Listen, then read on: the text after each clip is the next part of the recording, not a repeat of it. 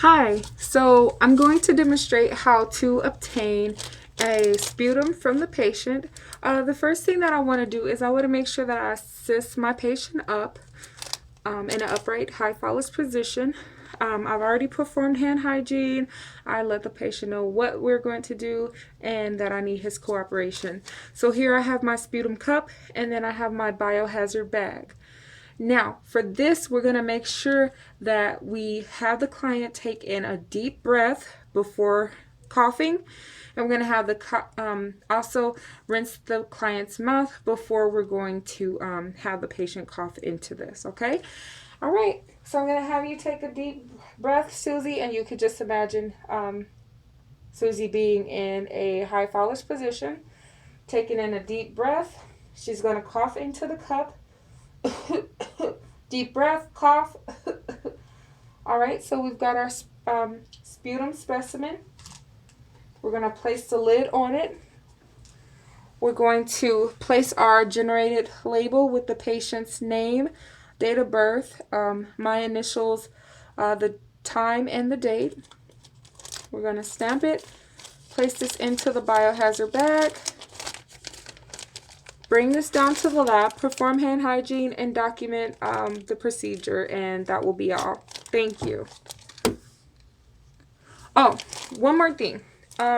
If this patient were to have an abdominal incision from a surgery, I want to make sure that before I have my patient cough, that I place a pillow or a splint over my patient's abdomen, and I make sure that we're holding on just gently. We're not pressing hard or anything like that. We're just having them hold the pad over them, or I'm sorry, the pillow over them, and then we're going to have them do the same technique, deep breath, cough into the cup, and then that will be it. Thank you.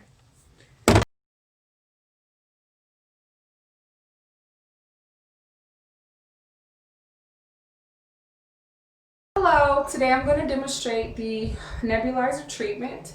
Before we begin, I have already assessed my patient and I've assessed her lung sounds for any adventitious sounds. I have also checked her respiration rate. I've also checked her heart rate because albuterol can affect the heart. And I've also made sure I had all of my supplies with me. So before we begin, I want to make sure that my client is sitting in an upright position so that they can breathe properly. I wash my hands. Now I can put my gloves on. I'm going to let the patient know the treatment that they are about to receive. And I've also done my check for my medication, the 7 rights medication. And I'll check my patient. Verify your name, your date of birth. They've done that. Okay, so I have my machine here. I have my tubing, okay, and I have my nebulizer, or I'm sorry, albuterol holder. So this is going to be the cup that holds the medication. I'm going to go ahead and open it, pop off my albuterol treatment top, place the medication into, making sure that we get all of the medication, okay. Place that on there.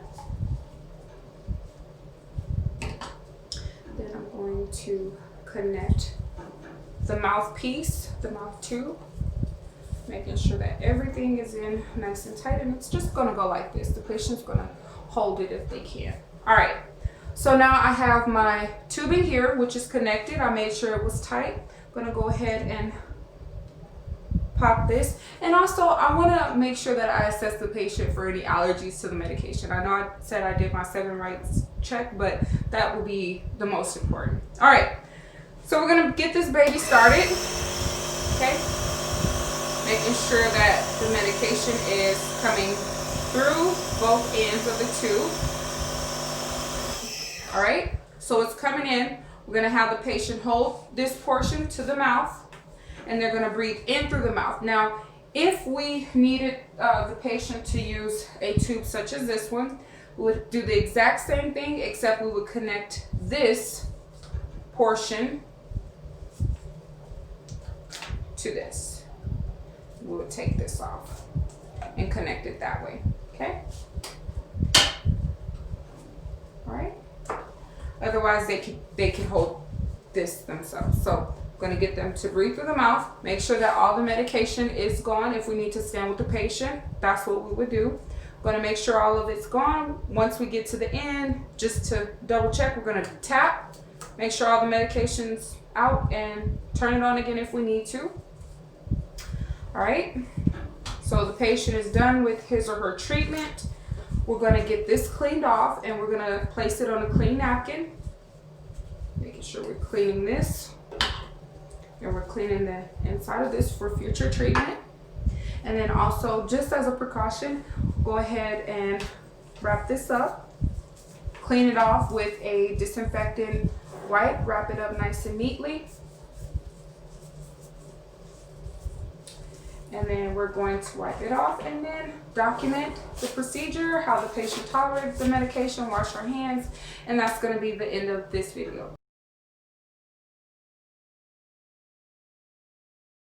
So before we begin this procedure, I always want to make sure that I am checking the chart to make sure which type of cannula or mask that my patient will require. I'm going to make sure that I'm checking her O2 stat, her respiration rate, and also the liters of oxygen that I will be providing to the patient. All right, so I'm going to start by performing hand hygiene, our basic implementation steps. Here I have my Christmas tree. I'm going to go ahead and apply this into the oxygen and the pen and oxygen.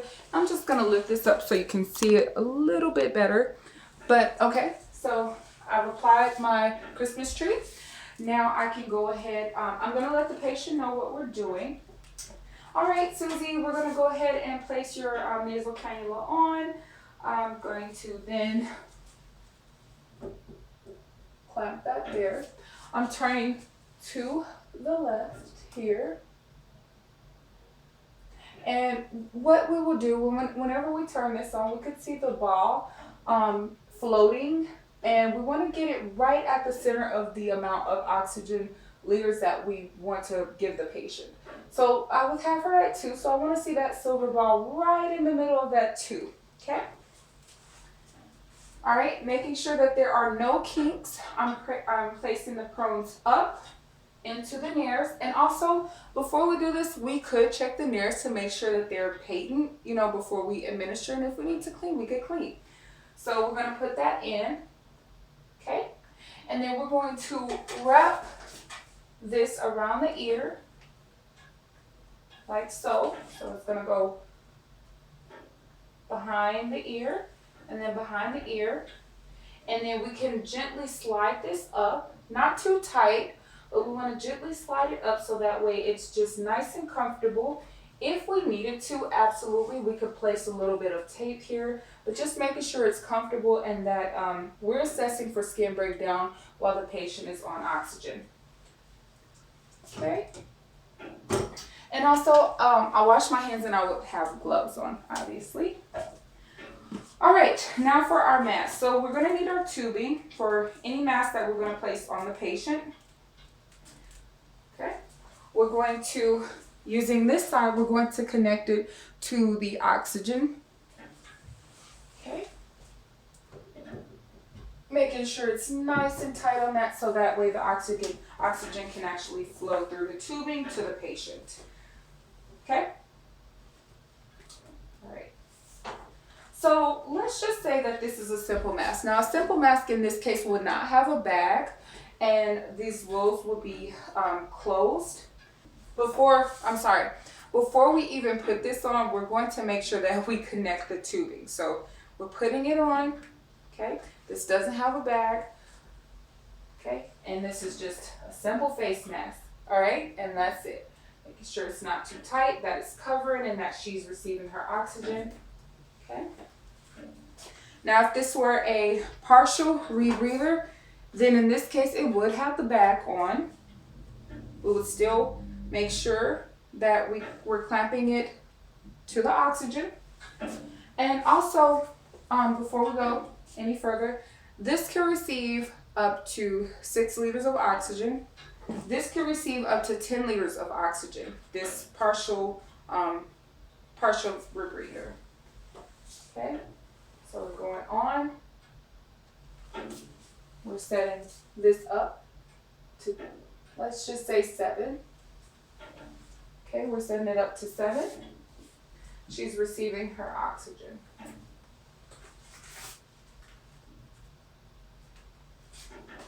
Okay. All right, so for the non-rebreather, both wheels will be covered on the non-rebreather, and the bag will inflate for the non-rebreather. Okay, so we're going to place this, set it to the amount that we want. Okay, place it over the patient, making sure that it's firm. Okay. And now this is going to inflate as she breathes in and deflate. Okay.